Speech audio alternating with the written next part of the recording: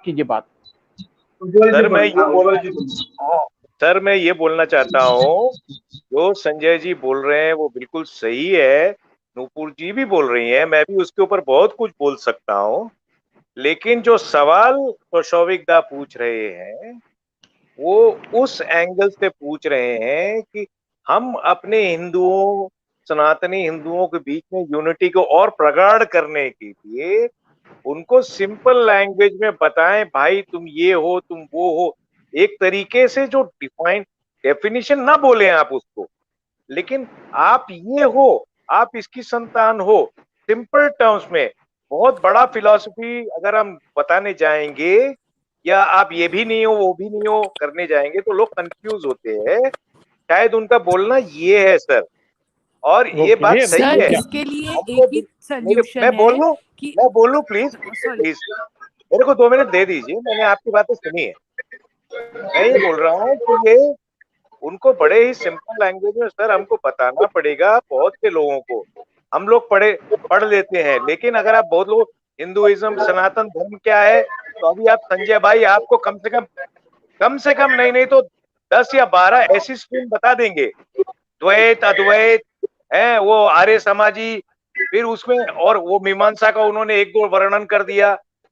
हाँ, अब इस तरीके से अगर बोलेंगे तो कॉमन लोग तो इतना नहीं पढ़ते, जिनको इतना ध्यान नहीं है या उनकी इच्छा नहीं है, उनको समझ नहीं है, उनको एक सिंपल टर्म्स में डिफाइन करके समझाने के लिए शायद शौविक दादा ने वो सवाल पूछा है। तो मैं 1% ये अग्री करता हूँ, we will have to give simpler please simpler explanation for what is our culture, संस्कृति एंड धर्म अबाउट एंड आवर पूजा पद्धति अबाउट।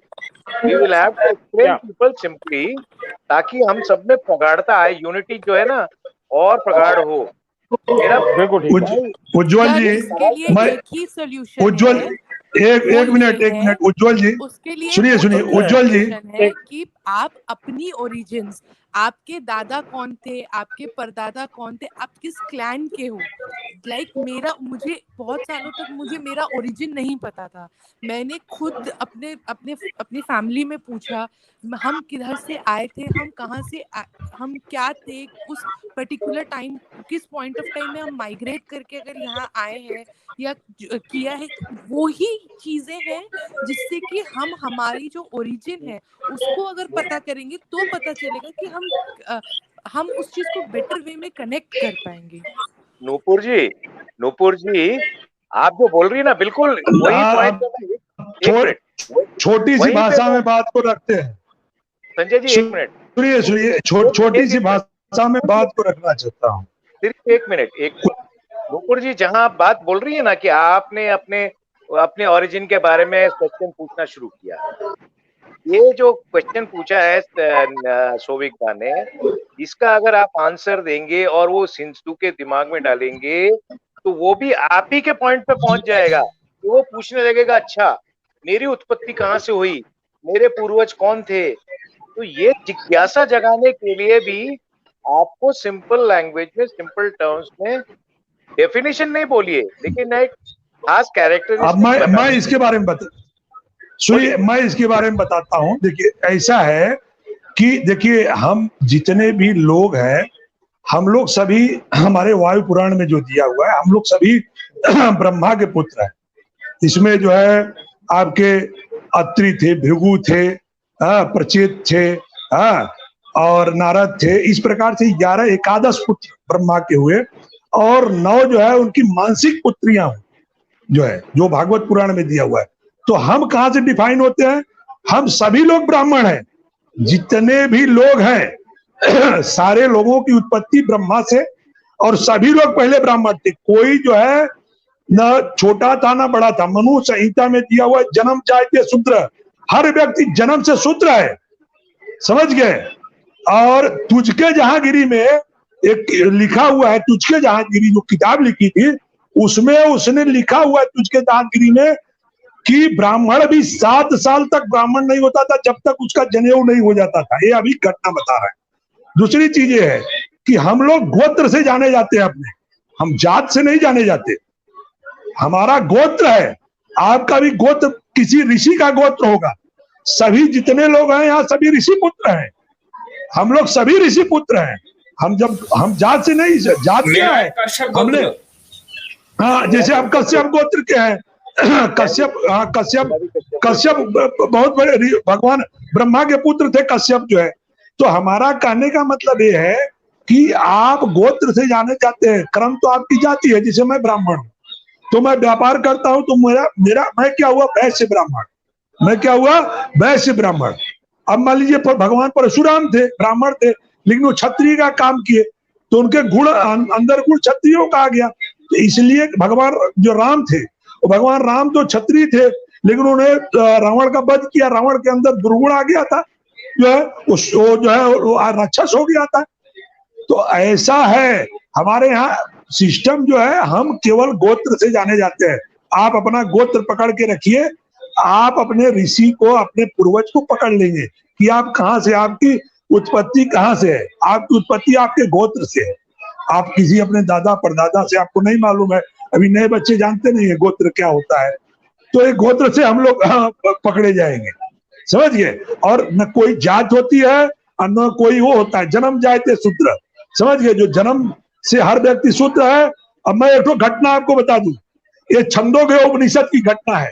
छंदोग्य उपनिषद में जो जबीला थी, जबीला एक जो है मतलब नगर वधू थी, तो वो उसका जो लड़का बड़ा हुआ 7-8 साल का, तो उसने वो जो है वो गया गुरुकुल में, बोला कि जो है मैं शिक्षा लेना चाहता हूँ। तो जो है उन्होंने कहा कि गुरु ने कहा कि भाई तुम्हारा गोत्र क्या है, तो गया अपने माँ से पूछने, तो बोला उसकी माँ ने कहा बेटा हम तो नहीं बता सकते, हमारे पास बहुत लोग आए, हम गोत्र नहीं बता सकते तुम्हारा।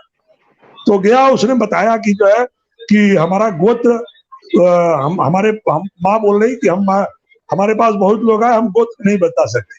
तो बोले ये जो सत्य बोली जो है, यही तुम्हारा सत्य ही गोत्र है।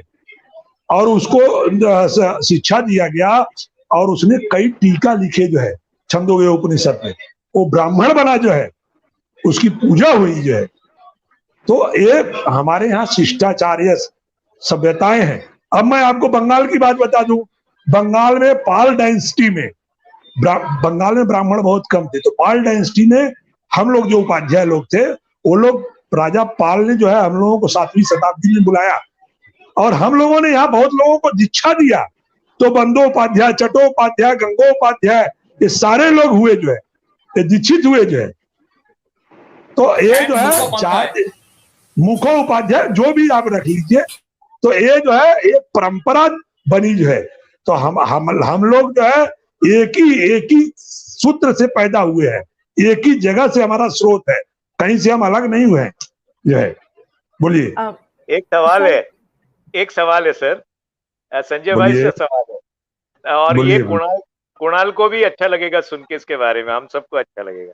संजय भाई, ऐसे ही एक अब उसको किंवदंती बोले या स्मृति वो बोले, ऐसी एक स्टोरी गुजरात प्रदेश के बारे में है ना, कि भाई वहां तो ज्यादा करके गुर्जर लोग ही थे, यदुवंशी तो बहुत पहले खत्म हो गए थे, है ना। तो वहां पे भी ब्राह्मण कोई नहीं बचे थे, है ना। तो उसके बाद काशी नरेश से वहां से उन्होंने रिक्वेस्ट किया था, ये कुछ 8वीं 9वीं या 10वीं शताब्दी में वहां से उन्होंने 1000 या 1500 परिवार जो है ब्राह्मणों के काशी नरेश ने गुजरात में भेजे थे। ऐसा इसका आपका कुछ आपने कुछ सुना है इसके बारे में, कुछ अध्ययन है तो हमको बताइए इसके बारे में, इनको हम सबको। हाँ, ऐसा था कि जो है परवर्ती काल में ऐसी स्थिति पैदा हुई कि गुजरात में ब्राह्मणों का जो है काफी जो है मतलब वो हुआ जो है, मतलब ब्राह्मण मूल में बहुत कम थे। जब ये जो है यहाँ पे जो है मुगलों ने आक्रमण किया, मुसलमानों ने आक्रमण किया, तो अभी आपको जैसे एक अभी जो है इसमें एक सोर्स मिला कि वहां से ब्राह्मण या तो दूसरे स्टेट में चले गए या तो मार दिए गए। जैसे मैं माइग्रेट हुआ, हमारे पूर्वज जो है गोरखपुर के रहने वाले थे, तो क्या हुआ कि खराज लेने कुछ लोग आए, तो हम लोग रातों रात गांव छोड़ दिए, बोले खराज दो या तो जो है मुसलमान बनो। तो खराज नहीं दे सके तो हम लोग जो है गांव छोड़ के हमारे पूर्वज आए, तो उसी तरह ब्राह्मणों के साथ भी वहां पे हुआ। तो ये स्थिति हुई जब वहां पे जब वो मुगल साम्राज्य को पराजित करने के बाद मुगल जो है उसमें 15वीं या 16वीं शताब्दी में राजा काशी नरेश से इन लोगों ने जो है आग्रह किया कि आप कुछ ब्राह्मणों को वहां पे भेजिए।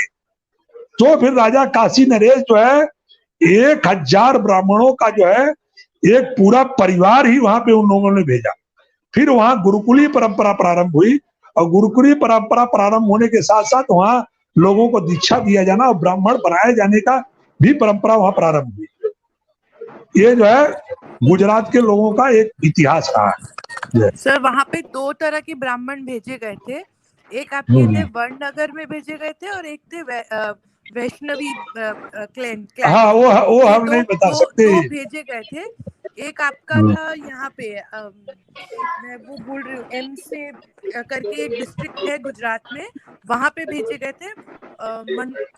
मनसाड़ में भेजे गए थे और एक आपके सौराष्ट्र में भेजे गए थे। ये दो साइड में भेजे गए थे। और हमारे जो प्रधानमंत्री जिधर पे हैं आपके जो वहाँ पे जो मंदिर है हाटकेश्वर जी का, वो मंदिर ऐसा है कि वहाँ पे जो शिव जी प्रकट हुए थे वो खुद से प्रकट हुए थे। उनको वहाँ पे किसी कोई डिग नहीं किया गया था, वो खुद से प्रकट हुए थे। तो ये है वहाँ के ब्राह्मणों की हिस्ट्री। आज भी ब्राह्मण वहाँ के अपना गोत्र यूपी में खोजते हैं, अपना मूल जो है यूपी में खोजते हैं ब्राह्मण जो है और यूपी के ब्राह्मणों से शादी विवाह भी वहाँ पे होती है। ये आपको बतला दें, गुजरात के जो ब्राह्मण हैं उनकी शादी विवाह यूपी के ब्राह्मणों से अभी भी होती है। हाँ वहाँ पे आज भी आपको मिल जाएंगे ना त्रिवेदी, शर्मा, इस तरीके के आपको बड़े आराम से मिल जाएंगे। त्रिवेदी, ऐसे बहुत सारे, शुक्ला, है ना। काफी शौविक सर के लिए मैं कुछ कहना चाहती हूँ sir, please just one sentence. See when the problem changes the solution changes. I think we all agree to that. जैसे problem change होता है, so Hinduism has been very liberal. We have been really in touch with nature. हमारा जो birth, हमारा जो origin, it has been close to nature, which is why हमने welcome किया. It has never been a positive. Like actually हमको किसी ने invade नहीं किया। देखा जाए तो Britishers आए, Mughals भी आए, उन्होंने हमको invade नहीं किया। वो आए, हमने उनको welcome किया. In spite of the wars, it has never been that we have been slaves. हम हमारी जगह पे ही थे, नए लोग आए और हम जनरस, हमारे एंसेस्टर जनरस बन के उनको वेलकम किया। इसी वजह से हिंदुइज्म कहीं पे डिफाइन, हाँ सर हो सकता है वॉर्स एंड ऑल हुए हो, but there was a reason क्यों हमको, there was a reason. Sir मैं अंडरस्टैंडिंग से बोल रही हूँ, लेट मी जस्ट कंप्लीट।